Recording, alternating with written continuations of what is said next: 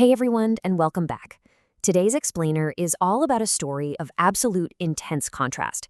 We're going to unpack the raw, really gritty foundational years of one of football's greatest figures. It's so easy to just assume that global icons had their paths paved with gold right from day one, but as we'll discover today, that couldn't be further from the truth. If you're into understanding the exact psychological mechanics of success and how early isolation can build this totally unique mental fortitude, you are in exactly the right place. Section 1. The boy behind the legend. Ronaldo's origins. Okay, let's dive right into this, because to truly understand the powerhouse athlete we see today, you have to look at this staggering contrast. On one hand, we have the modern legend, right? Private jets, multiple Ballon d'Or trophies, unimaginable worldwide fame. It's the ultimate polished image of total success. But compare that to the young dreamer, growing up in a modest home, money being incredibly tight, just playing football out in the streets. We are literally looking at two completely different realities. And the distance between these two extremes, it isn't just a measure of time, it's a measure of staggering, almost unbelievable effort. He was just a young kid chasing a massive dream with very few resources, which really proves that greatness is so often born directly from profound struggle. Section 2. Beginnings in Madeira, Humble Roots. To build a complete picture here, we really need to ground ourselves in his early timeline.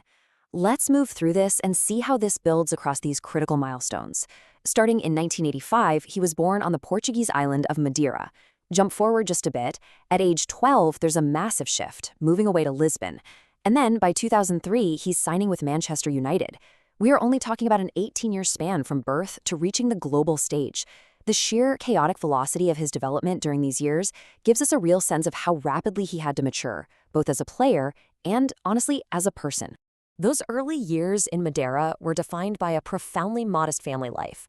Money was often tight, like really tight. He shared a small home and definitely grew up without the luxuries other future professionals might have enjoyed. But you know what? That lack of material wealth didn't even matter, because he spent countless hours playing in the streets and local fields. Those concrete streets literally fueled his dreams. This environment stripped away all the distractions and forced him to rely purely on his passion. Football wasn't just a hobby for him, it became his singular focus and his psychological anchor in a world where absolutely nothing else was guaranteed. Section 3. The hardest decision, leaving home at 12. Taking the next crucial step in his career required a staggering emotional sacrifice. At just 12 years old, he left his family and moved to Lisbon to join Sporting CP's academy. I mean, think about where you were at 12 years old. Seriously, leaving your entire support system, your parents, your friends, the island you call home, all for the cutthroat pressure of a professional youth academy on the mainland? That is a monumental, wildly difficult decision. It thrust him into complete independence long before most kids even learn how to navigate the world. And the reality of that decision was incredibly painful. Living far from home, he often felt lonely and missed his family deeply. It's elegantly simple, but it brilliantly illustrates the true, painful emotional cost of chasing his dream. It wasn't just about playing football anymore. It was about battling intense homesickness every single day as a child in a strange new city. This deep sense of isolation is absolutely crucial to understanding his psychological development, because instead of crumbling under the loneliness, he was forced to build this intense internal armor, turning all that vulnerability into a relentless drive to succeed. Section 4.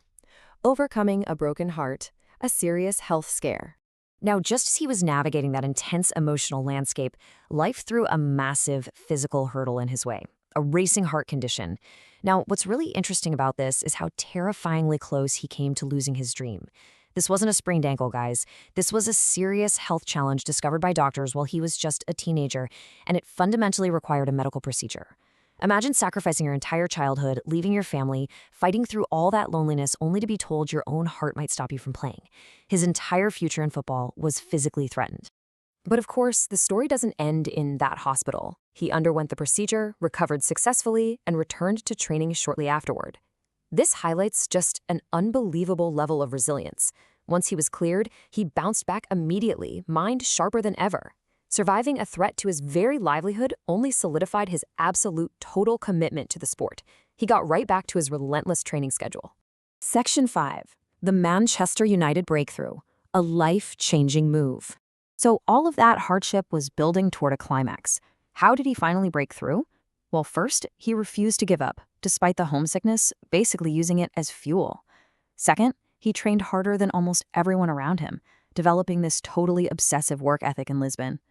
And finally, he was absolutely determined to prove he belonged, to make those lonely, painful nights actually worth it. He wasn't just there to participate, he was there to completely dominate. And that incredible, lonely effort led directly to a life-changing reward. His relentless work caught the attention of Sir Alex Ferguson, who signed him in 2003. Think about that for a second. The boy from the small island with no luxuries had just been handpicked by one of the greatest managers in history to play for one of the biggest clubs in the world. The hardship was finally paying off. Section 6. The true cost of greatness. Lessons from Ronaldo. When we synthesize all these biographical details, we uncover the true mechanics of success. So the crucial point is that it's engineered from 3 very specific traits. 1. Determination, the sheer will to leave home at 12. 2. Discipline, training harder than everyone else. And 3. Refusing to quit, pushing through when life and health get incredibly difficult. Success is almost never born from an easy, comfortable environment, but from these exact traits. Every single sprint, every extra training session, and every single sacrifice helped shape one of football's greatest careers. We have to remember that the incredibly polished, wealthy legend we see today was entirely forged in those daily, unseen sacrifices back in the streets of Madeira and those lonely academy dorms. Which leaves us with a final, pretty provocative question. What lesson from Ronaldo's story motivates you the most? Is it the courage to leave your comfort zone, or maybe the resilience to bounce back from a major physical setback? I'd love to know how you can apply this to your own life.